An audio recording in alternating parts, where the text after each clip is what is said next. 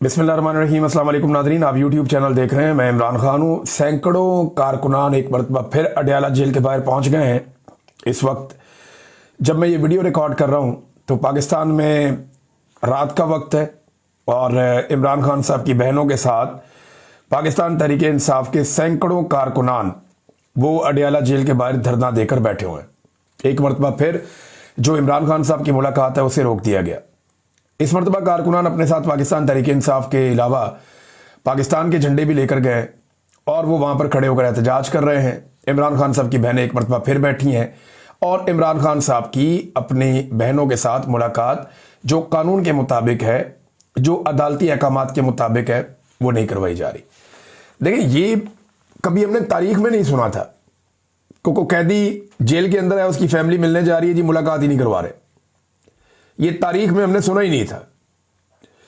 यानी ऐसी चीजें कभी हमने विटनेस की ही नहीं पाकिस्तान में। तो इमरान खान जब कहते हैं ना ज़हनी मरीज, तो वो बिला वजह तो नहीं कहते ना। वो इमरान खान जेल से बैठकर कहता है ज़हनी मरीज, ये सारे बाहर मिलकर साबित करना शुरू कर देते नहीं वाकई ज़हनी मरीज है। नॉर्मल आदमी ऐसा तो नहीं करता ना, नॉर्मल हुकूमत ऐसा करती है। ये जो कुछ इमरान खान के साथ किया जा रहा है, ये वाकई पूरा निज़ाम ज़हनी मरीज बन चुका है और एक कैदी से लड़ने में लगा हुआ है। यानी मुल्क के अंदर सैकड़ों मजीद मसाइल अजीबो गरीब किस्म के मसले हैं पाकिस्तान के। बेड़ा गर्क कर दिया मईशत का पकड़ के, हर चीज को ओने पोने बेच रहे हैं। लेकिन इसके बावजूद तवज्जो सारी इमरान खान पे, सारी कानून साजियां इन्होंने इमरान खान की वजह से की। वो पाकिस्तान तहरीक इंसाफ ने एक पोस्टर भी जारी किया, मैं आपको आगे पढ़ के जाके सुनाऊंगा। लेकिन हालात ये हो गए हैं कि इमरान खान की बहनें एक मरतबा फिर बाहर बैठी हैं जेल के और वो ये कहती हैं कि पाकिस्तान तहरीक इंसाफ ने तो मुज़ाकरात करनी ही नहीं। इमरान खान साहब ने यह कहा था कि फैसला सड़कों पे होगा, क्योंकि मुज़ाकरात किसके साथ करेंगे? शहबाज शरीफ के साथ करेंगे। वो इमरान खान की मुलाकात नहीं करवा सकते। यानी शहबाज शरीफ साहब ने बाकायदा एक स्टेटमेंट जारी किया मुज़ाकरात के हवाले से और उन्होंने मशरूत पेशकश की मुज़ाकरात की अपोजिशन को। उन्होंने कहा जी बिल्कुल ठीक है, मुज़ाकरात होने चाहिए और मुज़ाकरात के लिए हम तैयार हैं, हम पीटीआई के साथ मुज़ाकरात कर लेते हैं। लेकिन साथ ही उन्होंने ये कहा कि जनाब ये शराइत है, पुरअमन रहेंगे, एहतजाज नहीं करेंगे, ये नहीं करेंगे, वो जो शराइत हुकूमत की होती है नॉर्मली। उन्होंने कंडीशंस लगा दी। दूसरी जानिब अभी पाकिस्तान तहरीक इंसाफ का तो कोई रद्द अमल बाकायदा मेरे पास मौजूद नहीं है, लेकिन जो डायलॉग कमेटी है, जो नेशनल डायलॉग कमेटी, ये फवाद चौधरी साहब और इमरान इस्माइल साहब, जिन लोगों ने पाकिस्तान तहरीक इंसाफ को छोड़ा था, उन लोगों ने भी अपनी एक कमेटी बनाई हुई है। तो इन लोगों ने भी रद्द अमल दिया। इन्होंने कहा जी बड़ा खुश आइंदा, बड़ी अच्छी बात है, खैर मकदम करते हैं इसका, लेकिन फौरी तौर पे हुकूमत खैर सगाली के तौर पे जो कोट लखपत जेल के अंदर बेगुनाह कैदी हैं उन्हें छोड़ दे। तो जो अडयाला के अंदर कैदी है वो गुनाहगार है। इमरान खान की अहलिया और इमरान खान गुनाहगार है। इमरान खान की बीवी का कसूर सिर्फ इतना है ना कि वो इमरान खान की बीवी है, और क्या कसूर है? ना उसने कभी सियासत की, ना उसका किसी और चीज से ताल्लुक है। मैं आपको गारंटी करता हूं कि जितने तोहफे नवाज शरीफ की बीवी ने उठाए हैं तोशा खाना से, इमरान खान की बीवी ने उससे आधे भी नहीं उठाए होंगे।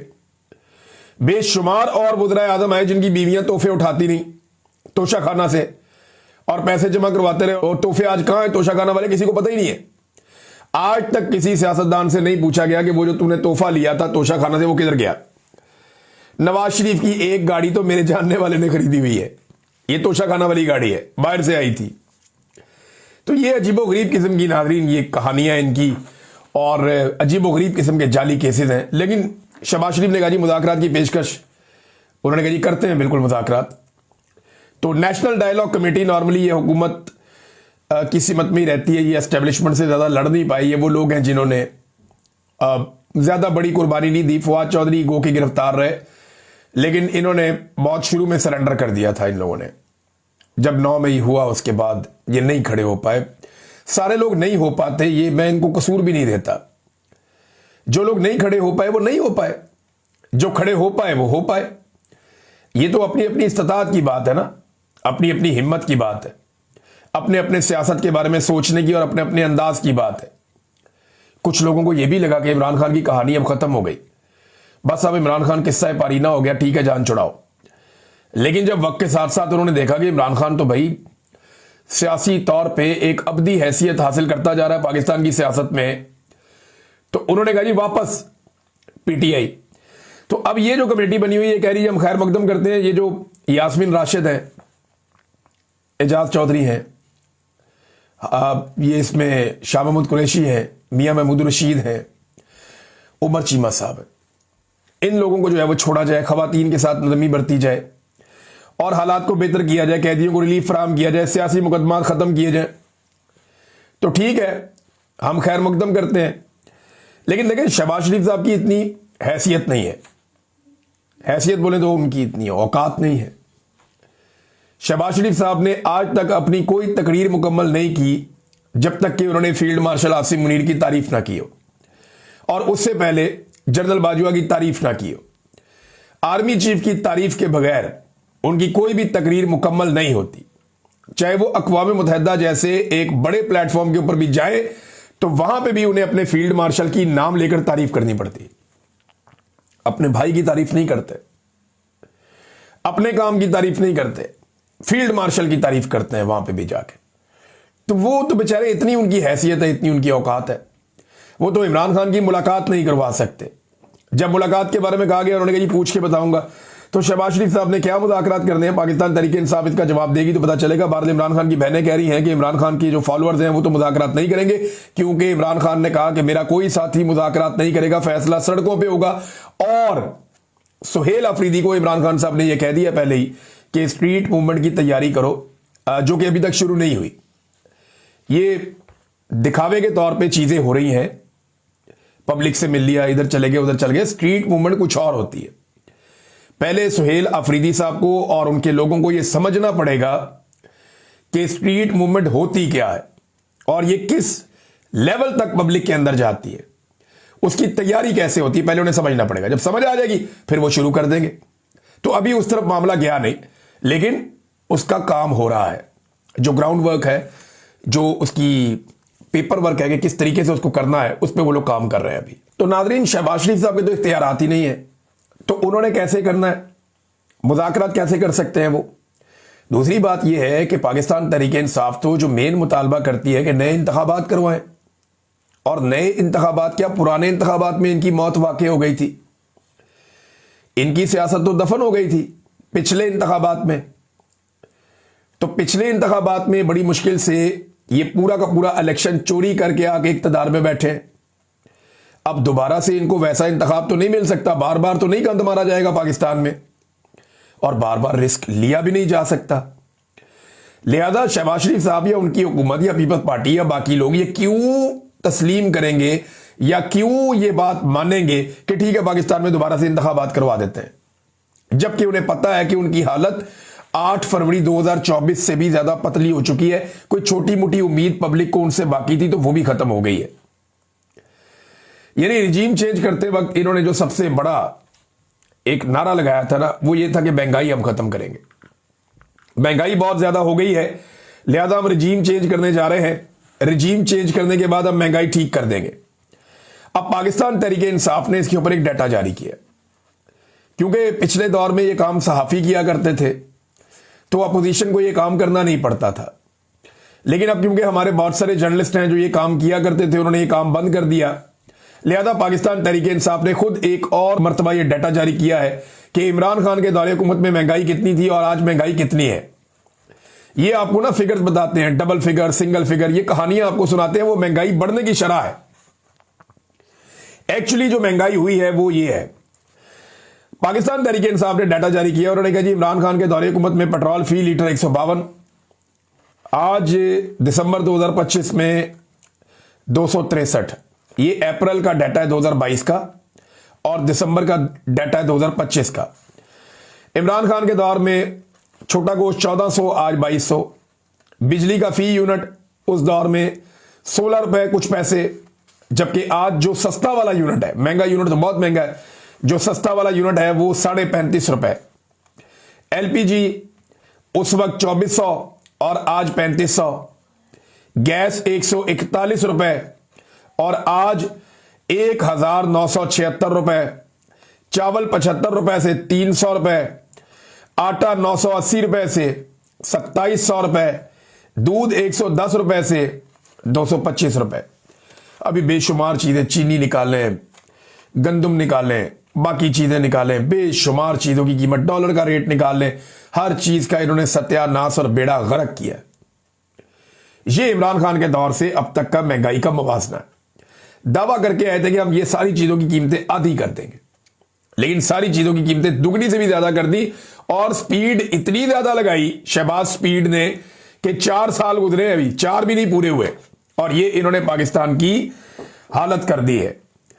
तो नादरीन, पाकिस्तान तहरीक इंसाफ ने जो एक पोस्टर जारी किया इमरान खान साहब की तारीफ में, मैंने आपको बताया था, वो जरा आपको सुनाते हैं। इतने ताकतवर बनो, उन्होंने ये लिखा, इतने ताकतवर बनो कि दुश्मन तुम्हारे ट्वीट करने से डरे, इतने ताकतवर बनो कि दुश्मन तुम्हें जेल में डालकर तुम्हारी मुलाकात करवाने से डरे, इतने ताकतवर बनो कि दुश्मन तुम्हें अदालतों में पेश करने से डरे, इतने ताकतवर बनो कि दुश्मन तुम्हारी तस्वीर को मीडिया पे चलाने से डरे, इतने ताकतवर बनो कि दुश्मन तुम्हारा नाम लेने पर पाबंदी लगा दे, इतने ताकतवर बनो कि तुम्हें काबू करने के लिए सारे दुश्मन मुल्क का आईन ही बदल डालें, लेकिन तुम फिर भी काबू ना आ सको।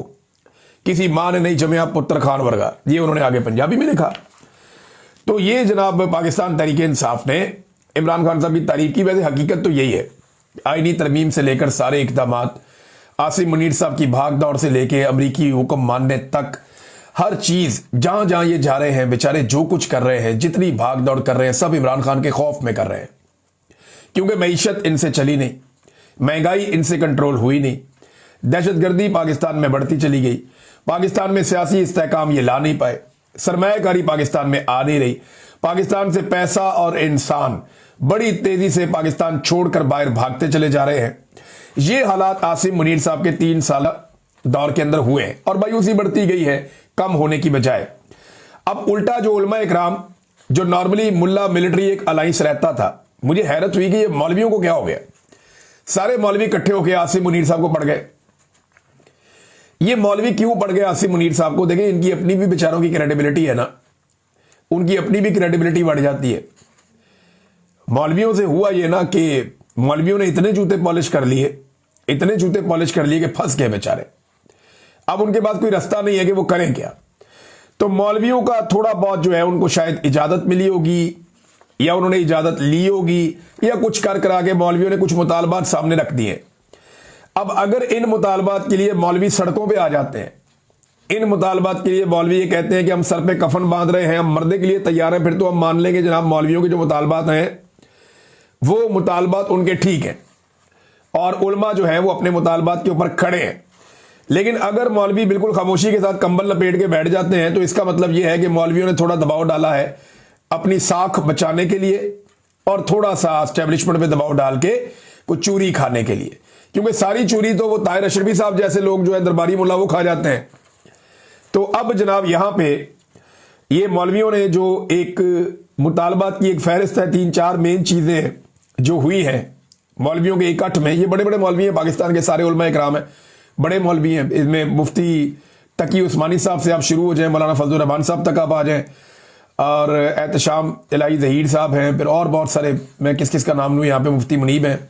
नंबर 1, इन उलमा ने आसिम मुनीर की बैत से इनकार कर दिया, बल्कि जो बैत करने के स्टेटमेंट्स दिए गए थे, जो बयानात दिए गए थे, उन बयानात को इन्होंने तनकीद का निशाना बनाया कि यार बैत कैसे कर सकते हैं। मैंने पहले दिन ये बात कही थी कि ताहिर अशरफी साहब सरकारी मुलाजिम के हाथ पे बैत नहीं करते, उसके हाथ पे तनख्वाह रखते हैं ताकि वो अपना घर चला सके और इज्जत की रोजी रोटी कमा के अपनी जिंदगी और अपने बच्चों का पेट पाल सके। सरकारी मुलाजिम के हाथ पे बैत नहीं करते, ये नौकरी तब्दील होती रहती है, लोग आते रहते हैं, जाते रहते हैं, रिटायर होते रहते हैं।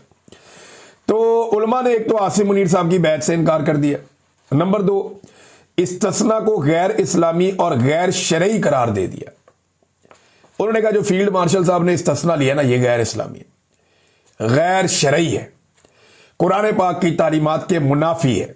अब ये बहुत बड़ा दबाव है आसिम मुनीर साहब के ऊपर कि उन्हें इस्तिस्ना छोड़ना पड़ेगा। नंबर 3, गजा में फौज भेजने पर एतराज करते हुए ऐसे किसी भी इकदाम से इन उलमा ने मना कर दिया। देखिए ना, फौज भेजी जा रही है, राणा सनाउल्लाह साहब के बकौल अगर इसराइल ने इजाजत दी तो पाकिस्तान की फौज गजा में जाएगी। अब ये फौज भेजना चाहते हैं, अमेरिकन कह रहे हैं जनाब हमने नहीं कहा, ये खुद ही अर्जी लेकर आए थे। इन्होंने कहा जी हम अपनी फौज गजा में भेजना चाहते हैं, स्टेबलाइजेशन फोर्स के अंदर। अब मैं आपको खबर यह भी दे देता हूं कि 3 फौजें तैयार हैं जिन्होंने सबसे पहले जाना है। सबसे बड़ी तादाद गालिबन इंडोनेशिया की फौज की होगी, वो हो सकता है 4 से 5 हजार तक फौजी फराम करें। दूसरे नंबर पे जो अब तक इतलात आ रही है, और ये अनकंफर्म्ड इतलात है, इनके मुताबिक 3000 से 4000 के बीच में पाकिस्तानी फौजी हो सकते हैं। फिर कुछ फौजी लीबिया से लिए जाएंगे, 2-3 और मुल्क हैं जिनसे बातचीत चल रही है, वहां से भी फौजी लिए जा सकते हैं। लेकिन अरब ममालिक में कोई भी ऐसा काबिल जिक्र बड़ा अरब मुल्क नहीं है, मशहूर अरब मुल्क नहीं है जो अपनी फौज को गजा में भेजने पर आमादा हुआ। उन्होंने इनकार कर दिया, तुर्की ने इनकार कर दिया, ईरान ने इनकार कर दिया, अजरबैजान ने इनकार कर दिया। तो जितने बड़े इस्लामी ममालिक हैं, सऊदी अरब ने इनकार कर दिया, यूएई ने इनकार कर दिया, उर्दन का अभी तक इनकार चल रहा है। तो ये जो इनकार बड़े मुल्कों ने कर दिया, तो ये बाकी मुल्क ये बच गए हैं और ये अब भिजवाएंगे जनाब वहां पे। ताहिर अशरफी साहब को तनहा करके रगड़ा लगा दिया मौलवियों ने। ताहिर अशरफी साहब को कहा ये हमारा नुमाइंदा ही नहीं है, ये हमारी नुमाइंदगी करता ही नहीं है। लोगों ने बड़ी ज़ूमानी अल्फाज भी उनके बारे में कहे, मैं यहां कहना नहीं चाहता, लेकिन ताहिर अशरफी साहब हुजूम में तनहा रह गए। उन्होंने बड़ी बड़के मारी कि 30 लाख बंदा तो मैं ला के खड़ा कर दूंगा, आपके हाथ में बैत करते हैं। और सारे मौलवियों ने कहा केड़ा 30 लाख बंदा, जा काम कर। इस तरह की बात उन्होंने की है। ताहिर अशरफी साहब को तनहा कर दिया। अब वो अकेले बेचारे, उन्हें समझ नहीं आ रही। वो सरकारी मुल्ला होता है ना, बस उसके आसपास थोड़े से मौलवी होते हैं जमा, वो उनके जरिए से अपना खेल खेलता है। सरकारी मुल्ला की इतनी औकात होती है, हमेशा से ऐसे ही होता है। दरबारी मुल्ला की कोई औकात नहीं होती, ना तारीख में उसका कोई नाम रहता है, कभी कोई याद भी नहीं रखता दरबारी मुल्ला को कि इस तरह का कोई मुल्ला आया भी था। लेकिन जो लोग इस्लाम के लिए खिदमत सर अंजाम देते हैं, वो दीन के लिए काम करते हैं, लोगों के लिए काम करते हैं, उनका नाम जो है वो सदियों तक, दहाइयों तक जिंदा रहता है।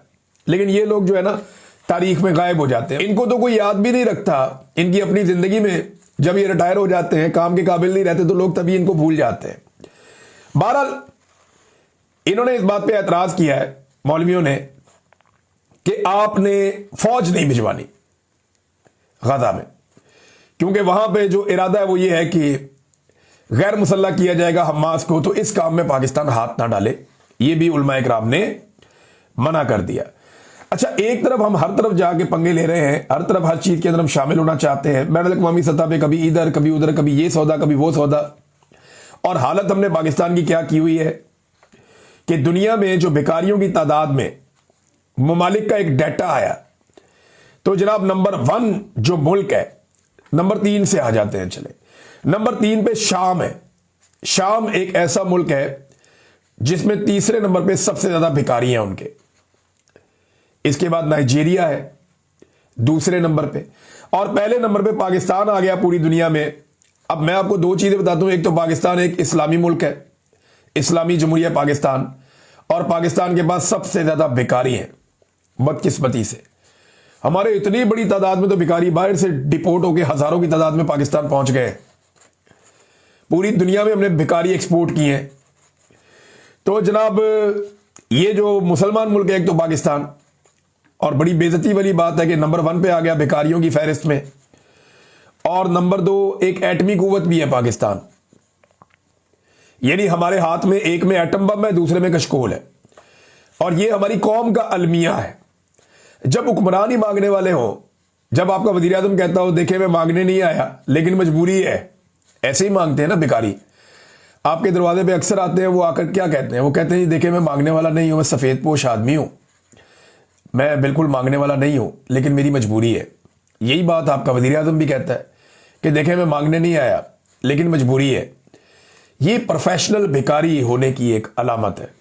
तो जैसा वजीर आजम है वैसे ही नीचे काम चल रहा है। भाई कौम को खुददारी देनी थी, कौम को हिम्मत देनी थी, कौम को यह समझाना था कि आपने मांगना नहीं है, आपने काम करना है। और ये काम लीडर्स करते हैं, ये काम मफाद परस्त टोला ये काम नहीं करता। वो तो पैसे इकट्ठा करता है, भाग जाता है। तो ताजरों को लाकर जो एस्टेब्लिशमेंट ने पाकिस्तान के ऊपर एहसान किया वो हम देख रहे हैं, और वो अपनी कार्रवाइयां डाल रहे हैं। मिसाल के तौर पे ये इन्होंने PIA की निजकारी की है। आरिफ हबीब ग्रुप है शायद जिन्होंने इसकी सबसे अच्छी बोली दी है, उन्हें मिल भी जाएगा, पहला मरला हो गया आज। लेकिन सवाल यह पैदा होता है कि 3 दिन हो गए लगातार ये इश्तिहार चला रहे हैं अखबारात के अंदर। इश्तिहारात क्या चला रहे हैं? पीआईए की ऊंची उड़ान, बेड़ा गर्क करके एक इदारे को, उसका सत्यानाश करके उसको बेच रहे हैं और इश्तिहार चला रहे हैं कि पीआईए की ऊंची उड़ान। पिछली मरतबा इन्होंने क्या किया था कि 7 अरब रुपए कंसल्टेंट को दे दिए थे कि हमने इसको बेचना है, कि निजकारी किस तरीके से करनी है, और बोली लगी थी सिर्फ 10 अरब रुपए। और अब सेल टैक्स माफ कर दिया। निजकारी की 90% रकम बोली जीतने वाला हुकूमत को नहीं देगा, वापस पीआईए में लगाएगा। यानी इसकी बोली खुद अपने पास, यानी 90% पैसा उसने हुकूमत को नहीं देना, 10% उसने हुकूमत को देना है, बाकी पैसा अपने पास रखना है और पीआईए के अंदर इन्वेस्ट करना है। कितना जबरदस्त काम किया है इन्होंने। और एक और चीज है, आखिर में तमाम अमला 1 साल के बाद हुकूमत का हो जाएगा और उनकी तनख्वाहें और पेंशन हुकूमत के जिम्मे हो जाएंगी। तो फिर आपने क्या कमाया? ये तनख्वाहें और पेंशन ही तो पाकिस्तान को लेकर बैठ गई थी। अगर पीआईए के जहाज और सारा सिस्टम बेचने के बाद आपने ये सारे मुलाजिम 1 साल बाद अपने पास रखने हैं, तो फिर तो बेड़े ही गर्क है। फिर इनको तनख्वाहें भी देते रहे और पेंशन भी देते रहे, आपको तो टके का फायदा नहीं हुआ। और इसके बाद इस तरह के इश्तिहार जबकि बोली भी नहीं लगी, समझ से बालातर है। यानी मैं हैरान हो रहा हूं कि ये किस तरीके का इन्होंने बेचा है कि पेंशनें भी ये देंगे, तनख्वाहें भी ये देंगे। और ये मुजम्मल असलम साहब ने सारा पोल खोला, उन्होंने ये बताया कि जनाब ये इस तरीके से हुआ है। तो अमला भी इनके पास रहेगा, जहाज चले जाएंगे, जो खरीदेगा 90% पैसा भी वो अपने पास रखेगा और जहाजों के ऊपर लगाएगा। और 3 दिन से ये इश्तिहारात चलवा रहे हैं। अब मैं आपको एक चीज बताता हूं, आप गौर करें कि इसका तो मुनाफा या तो अखबारात को होगा या खरीदने वाले को होगा, ना हुकूमत को कुछ मिलेगा ना कौम को कुछ मिलेगा। ये इन्होंने सौदा किया है। ये हमेशा जब भी कुछ बेचते हैं ना, अपने मफाद को देखते हैं, अपने लोगों को देखते हैं और उन्हें फायदा पहुंचाते हैं। इसके पीछे फिर पर्दा नशीन होंगे, फिर माल बना लेंगे। अब तक के लिए इतना ही। अपना ख्याल रखिएगा, अपने चैनल का भी। अल्लाह हाफ़िज़।